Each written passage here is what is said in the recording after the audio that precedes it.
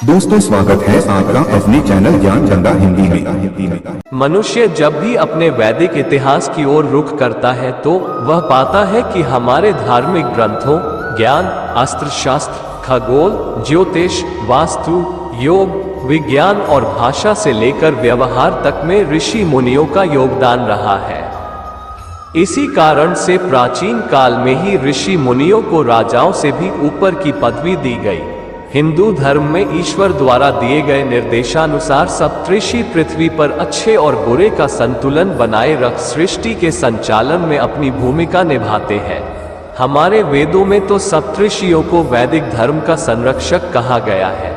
संस्कृत श्लोक के माध्यम से सप्त ऋषियों के नामों के बारे में बताया गया है, जो कि इस प्रकार है। सप्त ब्रह्मर्षि, देवर्षि, महर्षि, परमर्षय, कंदशिश्च, श्रुतर्षिश्च, राजर्षिश्च क्रमावश।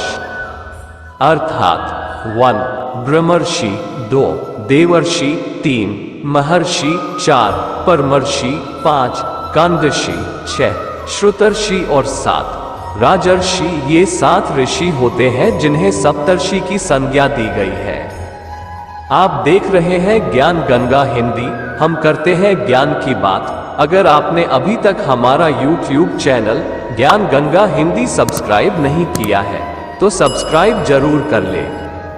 हिंदू धर्म की वैदिक संहिता में तो हमें सप्त ऋषियों की संख्या से संबंधित कोई जानकारी नहीं मिलती है, पर उपनिषद में सप्त ऋषि का बखूबी वर्णन मिलता है। जिन सप्तऋषियों का उल्लेख हमें मिलता है उनमें सप्तऋषि के नाम है वशिष्ठ, विश्वामित्र, कन, भारद्वाज, अत्रि, शौनक और वामदेव। जबकि हमारे पुराणों में ऋषियों के नाम अलग हैं। विष्णु पुराण में मनवंतर का हवाला देते हुए वशिष्ठ, कश्यप, अत्रि, जमदग्नि, गौतम, विश्वामित्र और भारद्वाज सप्त ऋषियों के नाम का उल्लेख किया गया है। सप्त ऋषियों के जन्म से जुड़ी पौराणिक कथा कहती है कि इनका जन्म ब्रह्मा जी के मस्तिष्क से हुआ था। यही कारण है सप्त ऋषि को ज्ञान, विज्ञान, धर्म, ज्योतिष और योग में सर्वोपरि विद्वान माना जाता है। इनके होने से ही हमें धार्मिक वेद और पुराण प्राप्त हुए। आइए जानते हैं सप्त ऋषि कथा के बारे में। 1 वशिष्ठ।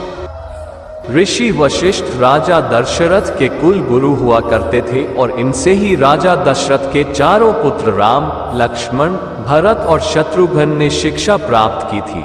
ऋषि वशिष्ठ के कहे अनुसार ही राजा दशरथ ने श्री राम और श्री लक्ष्मण को ऋषि विश्वामित्र के साथ आश्रम में राक्षसों का वध करने के लिए भेजा था।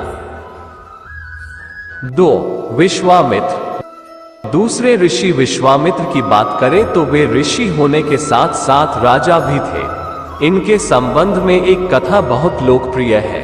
कथा के अनुसार ऋषि विश्वामित्र ने ऋषि वशिष्ठ की कामधेनु गाय हासिल करने के लिए भीषण युद्ध किया था।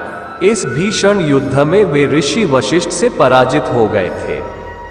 ऋषि विश्वामित्र की तपस्या और मेनका द्वारा उनकी तपस्या को भंग किया जाने का प्रसंग बहुत प्रसिद्ध है।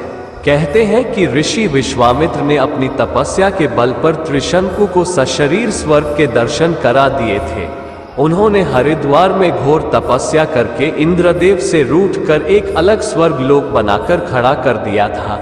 वे ऋषि विश्वामित्र ही थे जिन्होंने हमें गायत्री मंत्र की रचना करके दी, जो आज सभी की जीवा पर रहता है। 3 कन। सप्तऋषियों की सूची में तीसरे स्थान पर ऋषि कन है, जिनके बारे में ऐसी मान्यता है कि हिंदू रीति रिवाजों में सबसे प्रमुख सोमयज्ञ की शुरुआत कन ऋषियों ने ही थी। वे कन ऋषियों का ही आश्रम था जिसमें हस्तिनापुर के राजा दुष्यंत और उनकी पत्नी शकुंतला के साथ ही उनके पुत्र भरत का पालन पोषण किया गया था। 4 भारद्वाज। सप्तऋषियों में भारद्वाज ऋषियों को सबसे सर्वोच्च स्थान मिला हुआ है। दरअसल भारद्वाज ऋषि श्री राम के पूर्व हुआ करते थे। वेदों में से अथर्ववेद में भारद्वाज ऋषि के कुल 23 मंत्र मिलते हैं। ऋषि भारद्वाज के पुत्रों में 10 ऋषि ऋग्वेद के मंत्रदृष्टा है और उनकी एक रात्रि नामक पुत्री रात्रि सूक्त की मंत्रदृष्टा है। 5 अत्रि। सप्तऋषियों में ऋषि अत्रि ब्रह्मा के पुत्र, अनुसुईया के पति, सोम के पिता थे। हमारे देश में कृषि विकास के लिए ऋषि अत्रि का योगदान सबसे अहम माना जाता है। इनके बारे में कहा जाता है वे लोग सिंधु नदी को पार कर ईरान तक पहुंच गए थे। ईरान में पहुंचकर यज्ञों का खूब प्रचार प्रसार किया। पारसी धर्म की शुरुआत भी अत्रि ऋषियों में कारण ही हुई थी। 6. वामदेव। ऋषि वामदेव सप्तऋषियों में छठे स्थान पर है जिन्होंने संगीत का सूत्रपात किया था। दरअसल वामदेव गौतम ऋषि के बेटे थे। वे ही गौतम ऋषि जो अपने तप बल पर ब्रह्मगिरि के पर्वत पर मां गंगा को लेकर आए थे। 7. शौनक। सप्त ऋषियों में 7वें ऋषि शौनक हैं जिन्होंने 10,000 विद्यार्थियों के गुरुकुल का संचालन किया था। हजारों विद्यार्थियों के विशाल गुरुकुल को ही चलाने के लिए उन्हें कुलपति की उपाधि मिली थी। सप्त ऋषि जिन्हें ब्रह्मा जी ने अपने मस्तिष्क से जन्म तो दिया था पर उनकी शिक्षा का जिम्मा भगवान शिव के पास था। धार्मिक मान्यताओं के अनुसार भगवान शिव ने सर्वप्रथम जिन 7 लोगों को योग, शैव कर्म और वैदिक ज्ञान दिया था वे ही आगे चलकर सप्तऋषि के नाम से जाने गए। सनातन धर्म में जितने भी धार्मिक ग्रंथ मौजूद हैं उनमें सप्त ऋषियों का योगदान किसी से छिपा नहीं है। इसलिए हम कह सकते हैं कि भगवान शिव ही थे जिन्होंने गुरु बनकर सप्त ऋषियों को ज्ञान दिया और सप्त ऋषियों ने उस ज्ञान को संसार में जन जन तक पहुंचाया। आज भी तारा मंडल में हमारे बीच सप्तऋषि तारा के रूप में जीवित हैं जो ध्रुव तारे की परिक्रमा करते हैं। इसे फाल्गुन चैत्र माह से लेकर श्रावण भाद्र माह तक आकाश में कुल 7 सप्तऋषि स्टार के समूह के रूप में हम देखते हैं। दोस्तों अब हम आपसे आज्ञा चाहते हैं।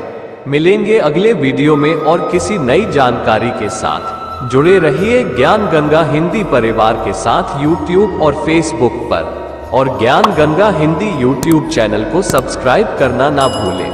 आपका बहुत बहुत धन्यवाद।